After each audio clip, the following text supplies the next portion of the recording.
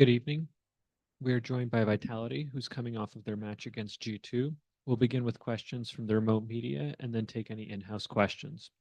We'll take the first question from Brandon at esports.gg. Thank you very much. I will send this question to Safe. We've kind of heard it from a few people here, especially Valen from G2, and they mentioned it on the broadcast how they felt like they were happy to get a loss kind of out of the way, before the playoffs, and they felt like that helped them propel them forward, against you guys here today. I'd just like to know kind of your thoughts on that. If you feel, obviously not satisfied with the loss today, but if you feel like this is a good opportunity, to help you guys strengthen before the rest of the playoff bracket. Yeah, it sucks to lose. But I think the healthiest thing that could have happened since this team started is us losing unofficial. Yeah, simple as that. Thank you. If there's any more questions from the remote media, please raise your hand. For now, we'll go to the in-house media. Arnab, if you'd like to have the next question. Hey guys, commiseration on the loss. This time my question is for Coach Feed. I want to know from your perspective, what do you think was lacking in the team today, which you guys didn't expect coming to this matchup? You guys have been performing really well throughout the kickoff and Masters, the whole Swiss stage as well. But today it seems like the team was not in sync as compared to previous matches. From your perspective, if you can share a few words, that would be great. Thank you. I think it's exactly kind of what you said. We just weren't in sync. I think we're on a couple different pages. There was we gave them too much respect, and I think we ended up playing too many different ideas of how to play against them instead of just playing ourselves. And I think it was a good learning lesson for us to a good reminder, right? I think extending kind of on the loss aspect, we kind of need to get our butts kicked, and I think it's something where we all have talented individuals, experienced individuals, and we will bounce back. But I think it's today it was just not our game. It was just not our day. So yeah. Thank you. Hey everyone, this is Rabia. So sorry for the loss today. My question is to Safe. Regardless of the result today, it was amazing to watch both teams adapt to each other's gameplay and game styles. That's why both the games went like pretty close. The team lost their first game today, and it was against G2. I just want to know what was your experience playing against them, and what kind of learnings do you take going against T1 in the next game? We just lost the game, so I haven't had time to process what I would be learning from this game, I think. So I don't know if I can answer that question. But I mean, I have to see. I can't answer that question right now. Good luck for the next game. We'll take the next question from Miguel. Thank you. Well, first of all, guys, I'm sorry for the result today. But then looking ahead and looking, well, Saif said that there hasn't been time like to make a retrospective about the game. It's too early at this point. But looking at the compositions, Tejo, it's like a main on G2's composition. We've seen compositions a little bit more traditional on your side. So my question is for the coach. What do you think? Do you think that these new integrations of the agents really have like an impact versus traditional comps? Thank you. I think it works both ways. I think, yes, Tejo is strong. I think there's a lot of new synergies that are created because of the agent, but I don't think that, quote unquote, the older comps are out of style or they don't work. I think it really just comes down to the game plans and how you think around these things. Honestly, with these group of guys, we can make any composition work. It really is with Tejo, without Tejo, like we can be creative about anything, and we can play old comps, and as long as we play our game, that's all that matters. Like we have insane strong individuals, we have great team play, and I do agree, Tejo is strong, but it isn't the deciding factor in terms of wins or losses. So thank you. We'll go to Yinsu next. Hello, guys. I have a question for you, Faded. Want to focus on some of the positives because I think one of the things that's really surprised fans outside of EMEA is Kix's performance and the way that I feel like the flashes on the sky is flawless. So, how much of your game plan when it comes to putting him on an agent like Sky is because of him that plays the Sky versus the meta? I think that was a part of the idea. Was his Sky has been legendary from the past, and I think especially on Bind, he shows that talent out. But I do think that he kind of thing about Kicks is that he fits into the system, so he is always willing to work with the tools that he has, and he adjusts himself. And I think Kimmy always kind of adapts and learns, and it's really nice because he's always a steady, consistent force, right? And I think the mistakes that he has, he learns very quickly and is able to adjust. So, he's playing the Omen now, right? And I think his Omen is one of the best out there, and there's a lot to learn. But I think there's, he's willing to have that growth. So it definitely is considered. But I think one of the things that Kimmy does for us is he sacrifices his comfort in roles and he learns new things, and he's really willing to do so. So I think it's a very, very important part, especially when you have like less Trex, third gay, and safe as well. So yeah. And as a follow-up to you, Kix, what's your experience been like here? And how do you like never team flash? I feel like it's easier to team flash than not to, but you rarely do it.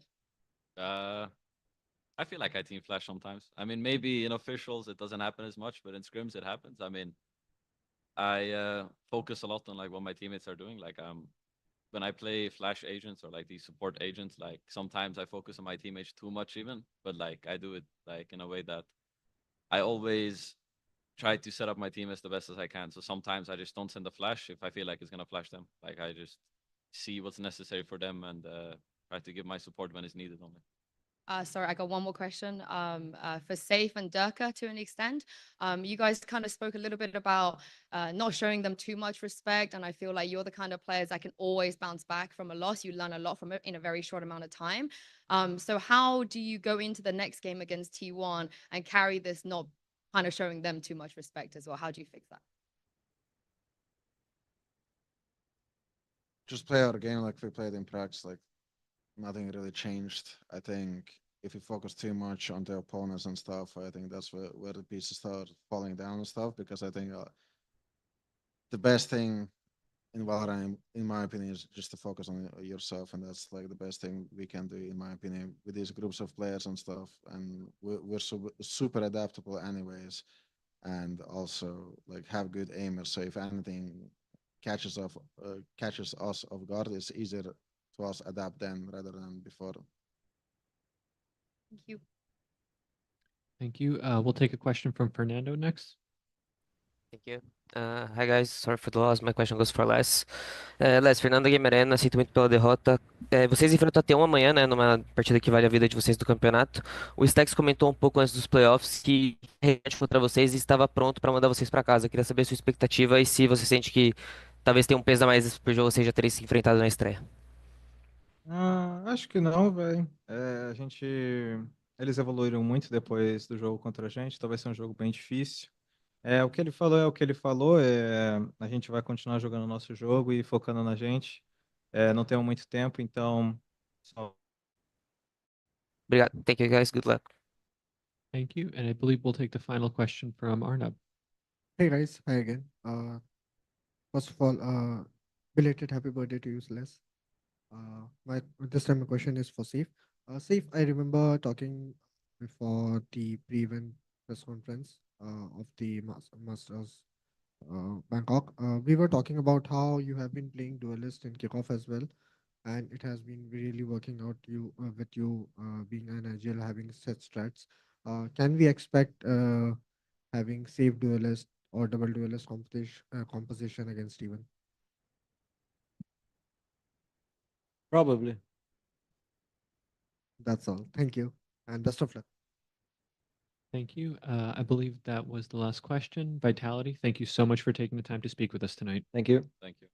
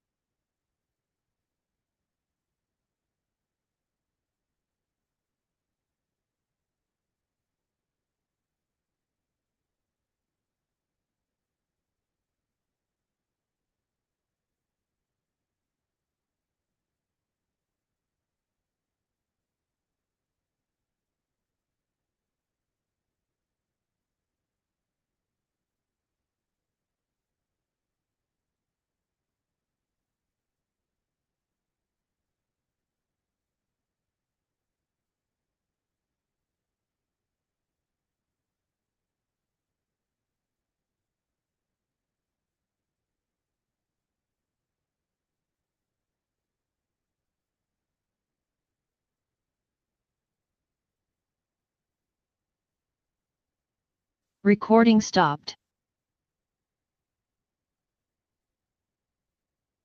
Recording in progress.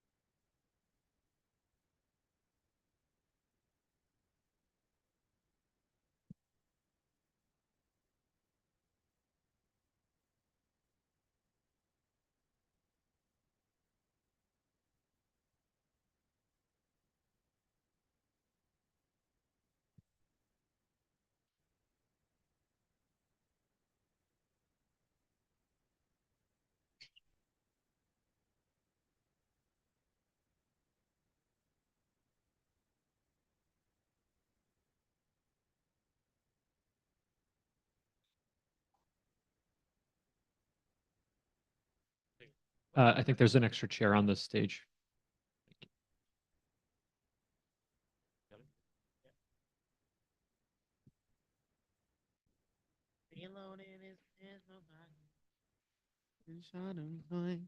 Good evening, everybody. We are joined by G2, who are coming off of their match against Vitality. We'll begin with a question from the remote media, and then we'll start going in-house. Brandon, would you like to ask the first question?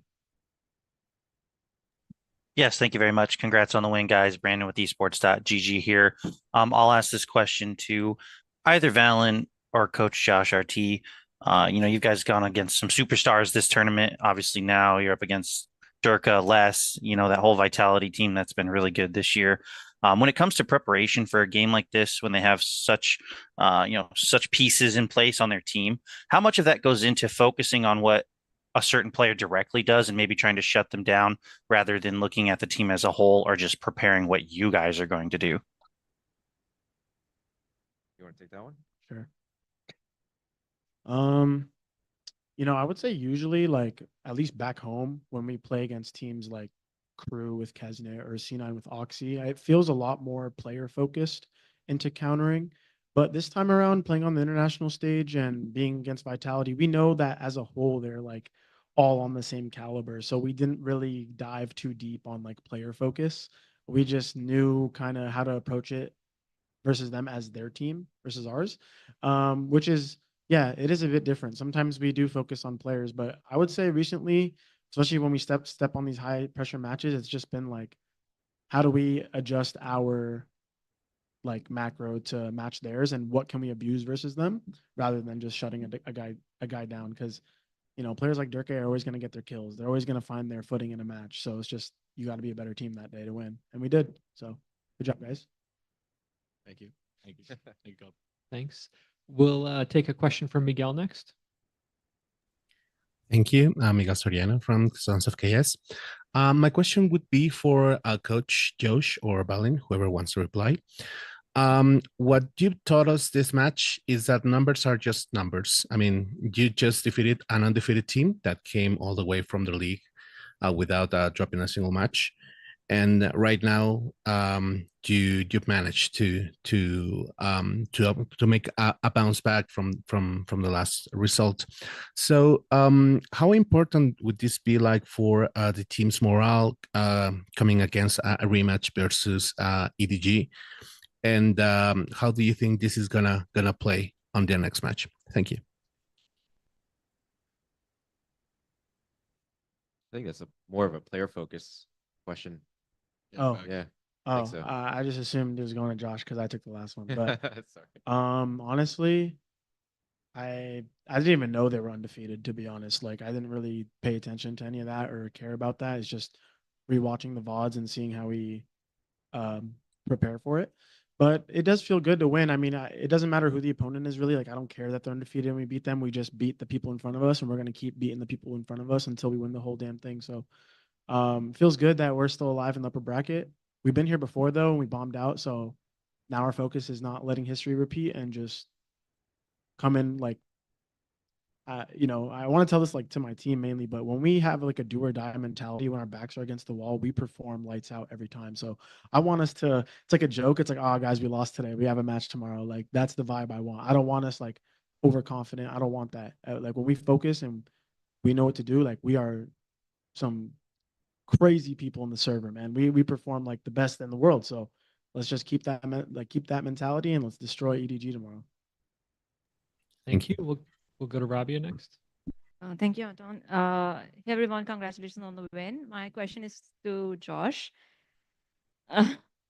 Against EDG, you guys ran Sky, Raze, Teho, Viper, Brim, Comp on Bind. But against Vitality today, it was Yoru, Teho, Brim, Breach, and Wise. I want to know what's the reason behind such a drastic change in the comp, and so far, are you satisfied with it? We just felt like we needed more tools and maybe more available win conditions to defeat some of these bind comps that we were seeing in the tournament. Just like looked at the field, what comps we're playing against, and felt like our current comp may feel a little bit underwhelming. And also, we just wanted to like throw a wrinkle and just give him some really hard comps to solve like live on stage. So that was like the focus here, and I feel like we threw it up for a loop. I think. Yeah, thank you so much, and good luck for the next game. Thank you. Go ahead, Yinsu. My first question is to Jaw. How many hours did you practice the header into the brimstone molly to unbind? Can you share some tips on how to block the molly? I used to play Brimstone, so I always know the lineup's coming. I mean, if he has ult, the Maul's gonna come, so that's like the first instinct you got to figure out. If he ults first, it's probably better. But I mean, I just saw it. Like it's easy to dodge. You just headbutt it all the day. What was everyone else's reaction? I don't know who was dead at the time. If you were specking Jaw and when you saw that happen. I think Trent. I saw it live. Yeah, I think I Trent saw it saw it live. Yeah. Came out shower and washed my head. I had no idea what was happening. Yeah, it was I said, alive. He blocked it, and then I tapped, and then instantly missiles came. So I was like, still lost. It happens. It happens. Second question is, I guess still from Jaw, maybe Leaf and Valen could answer this. Now almost 10% of your kills come from stingers. I'm sure you're aware. And Jaw, you have 19 kills right now in this tournament with stingers. What is it about this NA stinger meta? Like, how are you guys just always winning off the back of the stinger and buying and prioritizing it so much? Don't stop moving. I mean, I think I just used it so much. Like, I was never a Deagle player in like CS, and I was more like an MP9 user. And the Stinger is literally just the Valorant MP9. So like, I just am good at spray control on guns that don't have spray control. So yeah.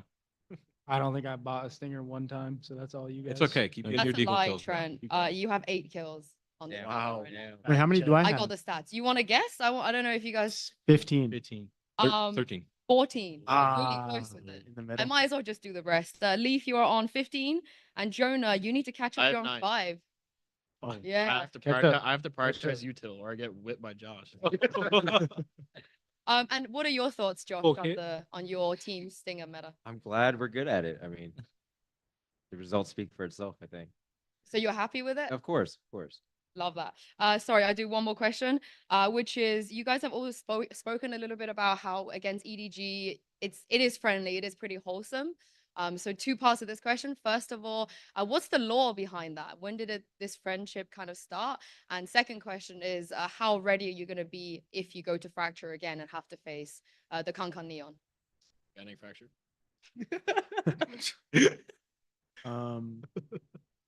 I think like the friendship between us started just because we did like jersey swaps, but also they're just really friendly and nice people. Like they wished us luck before our game today.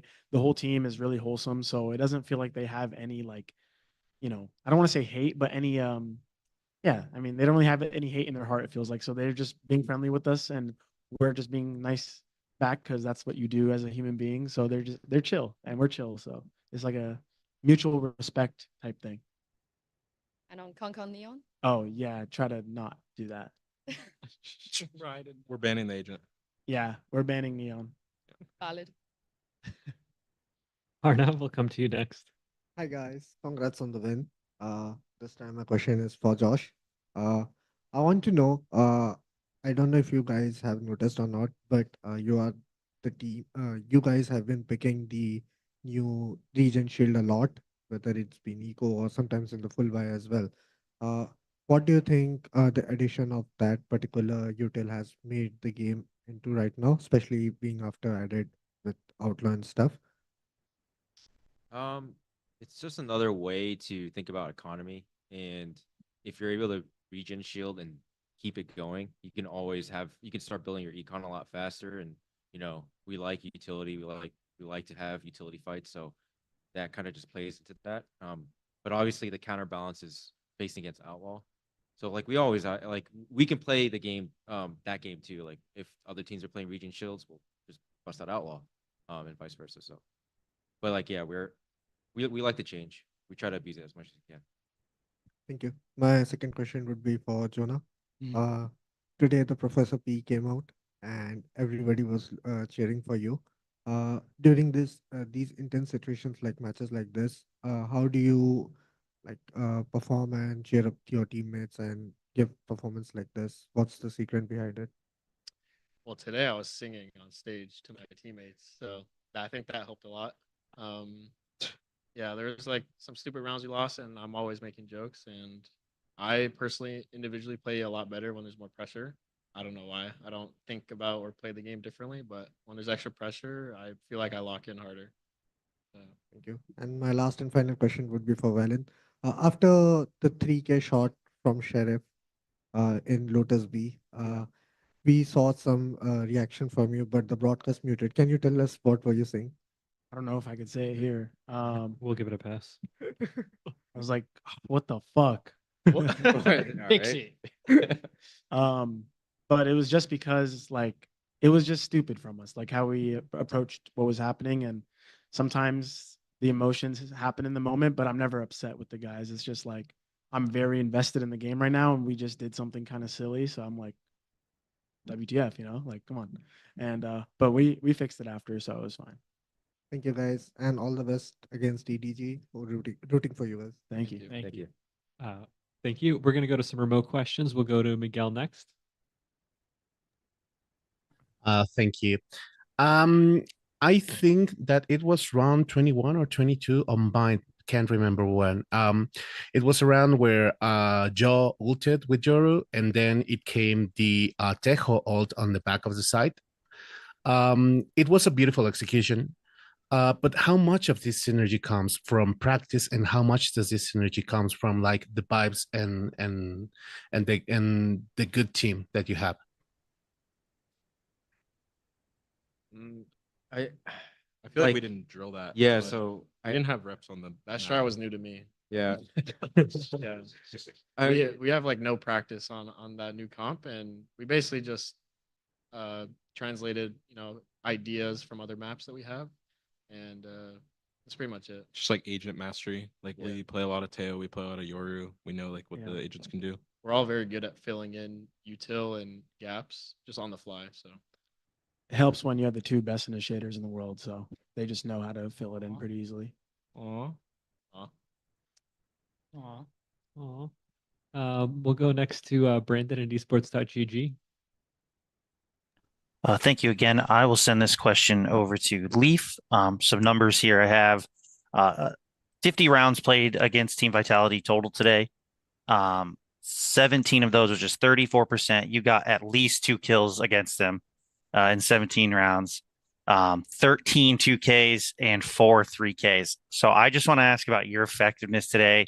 You know, what were you on? What were you doing where you were able to just pick off multiple players and that many amount of rounds today and kind of have that sort of impact on the game? I mean, I was like 2.5 Red Bulls deep. That's what I was on. Shout out. But I don't know. I was just feeling very confident. Like, even though we were first timing, it's like my first time playing Vice on Bind. Like the agent was kind of self-played.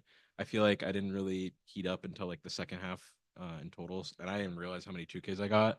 And then like Lotus, it was just kind of like I just did whatever I want. Like I would walk out A, just kill Durkay 1 bullet. You know, I would be front B on defense and somehow kill 2 1 bullet Durkay as well. It's always this guy for some reason. But yeah, like I don't know. I just was very confident in my aim and just felt they didn't really have util to stop me. So felt good. Good answer. Cheers. We'll go back to Yunsu for the next couple.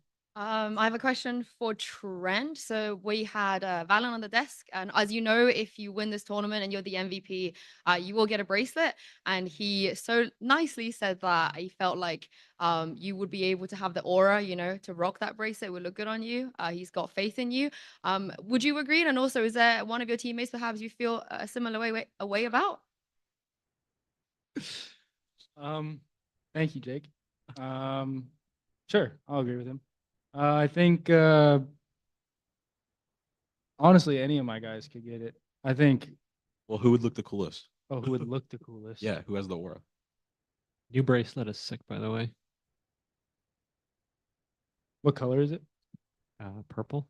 Ooh. That's a Jonah Purple P. is a Jonah P That's a color, so Jonah I P. have to go with Jonah Yeah, we have a new term when we're hunting people saving. We're saying like I'm going for the bracelet because we said that today a few times where they were saving. So like I'm going for the bracelet. I'm chasing them. Very scripted. And my last question is for Josh. Now, I'm sure you're aware a lot of people, they like to yoink your stuff, your comps. We've seen it from tier 2 to tier 1 all around the world. Who are you yoinking from? Which teams and players have you been yoinking from?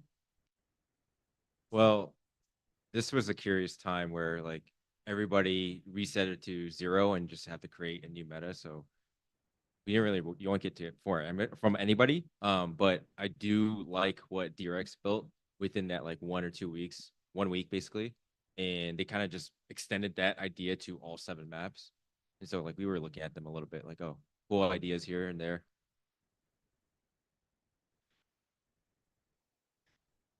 Hi again, Adam here.